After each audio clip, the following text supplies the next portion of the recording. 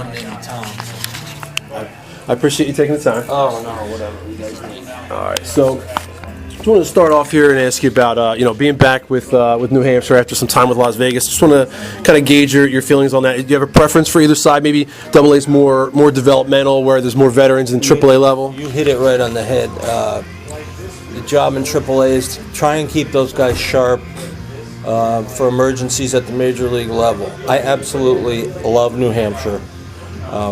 Everything about it is good. I'm not a big glitzy. I'm not big on glitz. So Las Vegas, the Strip, after about a week, was not wasn't very appealing to me. Honestly, I love the architecture going in through the newer casinos, but yeah, that wears off fast, and I don't think it's very conducive to pitching development. But again, those guys are there in AAA to become emergency in case we have an emergency at the major league level. But I've been blessed with a great group this year. I hope I don't screw it up. Now, your time out there, was that a welcome change of pace at all? Just something to keep it new? Absolutely, and it was something I think I needed. Having not played in the big leagues, I definitely needed to be at the AAA level. If we were to go to the International League, perhaps, and obviously I'm from right outside of Syracuse. I grew up in Connecticut, so I'm a Northeast guy. So I love the Northeast. I'd welcome it, but sure. They can send me to New Hampshire as many times as they want. I'll gladly go.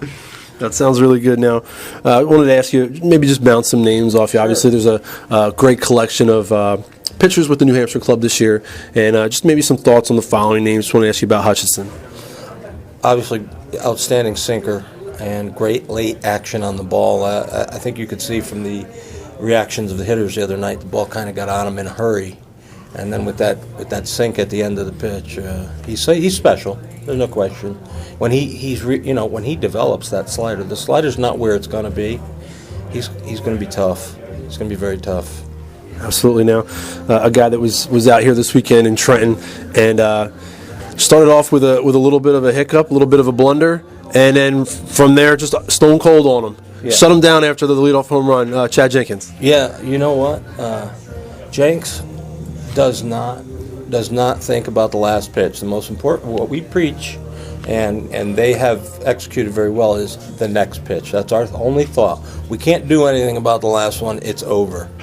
And that's going to be our mantra for the whole year. The most important pitch is the next pitch, but we do it with thought put into it, and we try to execute one at a time.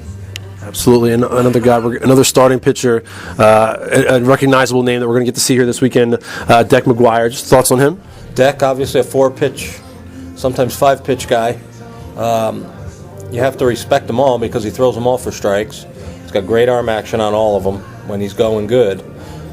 So I'm actually excited to see him in his first real live game action, to see how he reacts. If he's pounding the bottom of the zone and elevating when he wants to, not when not when we don't want him to. But a lot, he throws a pretty good variety of pitches that, maybe they're all major league average pitches, but you put them all together, and you're looking at a 3, 4, 5 starter in the big leagues, I think. And you mentioned a big menu of pitches for Deck. Just what are his strengths, and maybe what is he working on improving? He's working on improving consistency of delivery. If he repeats when he does repeat his delivery, it'll be time for him to get out of here. And it's the same with the other guys. When they repeat everything and can throw any pitch in any count, it's time for them to go. So it's consistency of delivery with Deck. Another guy we've heard some good things about just coming out of spring was Evan Crawford, and just strong reliever. Spent some time here previously. Just some thoughts on him.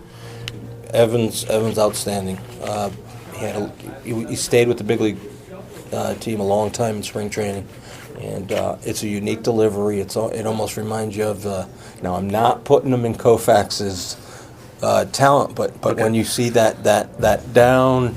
That front side come up and over, that's deceptive to hitters, and He's got a lot of that Koufax delivery. Okay. I'm not putting him in Koufax's talent level yet, but he'll certainly help us. Okay, that sounds good. It's a nice arm coming out of the pen. Oh, sure.